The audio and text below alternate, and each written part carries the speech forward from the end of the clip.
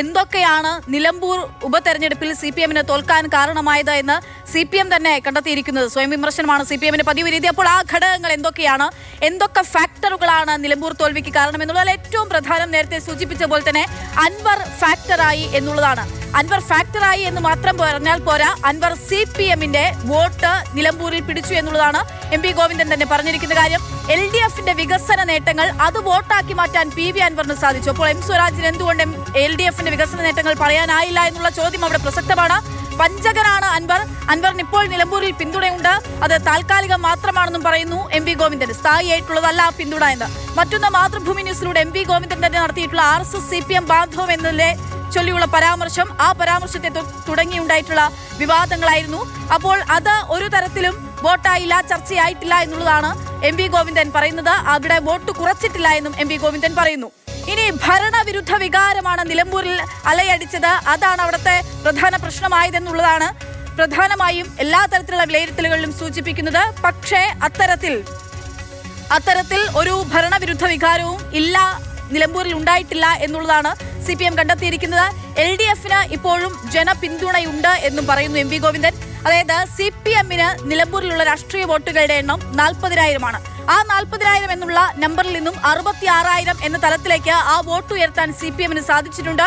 അപ്പോൾ CPM-നോട് വോട്ട് ചോർച്ച ഉണ്ടായിട്ടില്ല എന്നും MP ഗോവിന്ദൻ ഇന്ന് സൂചിപ്പിച്ചു. മറ്റൊന്ന്, മാധ്യമങ്ങൾക്ക് നമ്മൾ നേരത്തെ കേട്ടതുപോലെ വലിയ വിമർശനമാണ് മാധ്യമങ്ങൾക്ക് നേരെ ഉണ്ടായത്.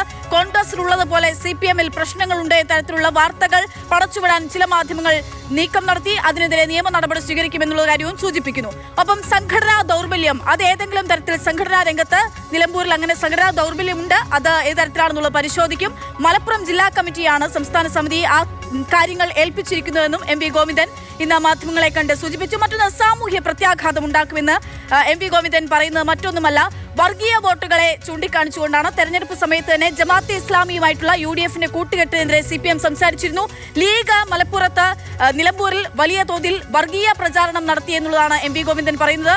വർഗീയ പ്രചാരണം നടത്തിയതിലൂടെ തന്നെ BJP-യുടെയും ന്യൂനപക്ഷത്തിന്റെ മാത്രമല്ല BJP-യുടെയും ഒപ്പം തന്നെ SDPI-യുടെയും വോട്ടുകൾ, ആ വോട്ടുകൾ UDF-ന് കിട്ടിയെന്നും MP ഗോവിന്ദൻ ആരോപണം ഉന്നയിക്കുന്നുണ്ട്.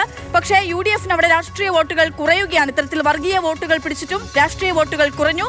മറ്റൊന്ന്, തെറ്റായ വാർത്തയ്ക്കെതിരെ നടപടി ഉണ്ടാകും. നിലമ്പൂരിലെ തെരഞ്ഞെടുപ്പിൽ ഇത്തരത്തിൽ വർഗീയ വോട്ടുകൾ പിടിച്ചതിലൂടെ അത് വലിയ സാമൂഹ്യ പ്രത്യാഘാതം ഉണ്ടാക്കുമെന്നുൾപ്പെടെയുള്ള കാര്യങ്ങളാണ് ഇന്ന് CPM ചേർന്നിട്ടുള്ള സംസ്ഥാന സമിതി യോഗത്തിന് ശേഷം പാർട്ടി സെക്രട്ടറി മാധ്യമങ്ങളെ കണ്ട് പറഞ്ഞ കാര്യം. പക്ഷേ CPM-നെ സംബന്ധിച്ചിടത്തോളം സെമി ഫൈനലാണ്, തോറ്റു എന്നുള്ള കാര്യം അവർ അംഗീകരിക്കുമ്പോഴും ഇനി ഇതാ വരാൻ പോകുന്ന നിയമസഭാ തദ്ദേശ തെരഞ്ഞെടുപ്പുകളുണ്ട്, എങ്ങനെയാണ് ഒരുക്കങ്ങൾ എന്നുൾപ്പെടെയുള്ള കാര്യങ്ങളും ചർച്ചയായിരുന്നു. AK സ്റ്റെഫിൻ നമുക്ക് സംബന്ധിച്ചുള്ള വിവരങ്ങൾ നൽകും. സ്റ്റെഫിൻ, അൻവർ മത്സരിച്ചാലും ഇല്ലെങ്കിലും ഞങ്ങൾക്ക് എന്തായെന്ന് ചോദിച്ചെടുത്ത് അൻവർ CPM-ന്റെ വോട്ട് കൊണ്ടുപോയി എന്ന് കുറ്റസമ്മതം അല്ലെങ്കിൽ സമ്മതിക്കേണ്ടി വരുന്ന അവസ്ഥയിലേക്ക് പാർട്ടി സെക്രട്ടറി എത്തുന്നുണ്ട്. എന്തൊക്കെ വിലയിരുത്തലുകൾ ഉണ്ടായി, മുന്നോട്ട് എങ്ങനെയാണ് പോകുന്നത്? നിലമ്പൂരിൽ പാർട്ടിക്ക് പിഴവുണ്ടായി എന്ന് തുറന്ന് സമ്മതിക്കുകയാണ് പാർട്ടി സെക്രട്ടറി. സംഘടനാപരമായിട്ടുള്ള വീഴ്ചകൾ ഉണ്ടായിട്ടുണ്ട്. ഇന്നലെയും ഇന്നുമെല്ലാമായി നടന്ന CPM-ന്റെ നേതൃയോഗങ്ങളിൽ വലിയ തരത്തിലുള്ള ഒരു വിമർശനം ഈ സംഘടനാ വീഴ്ചയ്ക്ക് എതിരായിട്ട് ഉയർന്നിരുന്നു. ഒപ്പം തന്നെ മാതൃഭൂമി ന്യൂസിലൂടെയാണ് CPM-ന്റെ സംസ്ഥാന സെക്രട്ടറി ആയിട്ടുള്ള MP ഗോവിന്ദൻ തിരഞ്ഞെടുപ്പിന്റെ പോളിംഗിന്റെ തലേന്ന് RSS അനുകൂലമായിട്ടുള്ള പരാമർശം നടത്തിയത്. അത് വലിയ തരത്തിൽ തിരിച്ചടി ആയിട്ടുണ്ട് എന്നുള്ളതാണ് CPM-ന്റെ നേതൃയോഗങ്ങളിൽ വിലയിരുത്തപ്പെട്ടത്.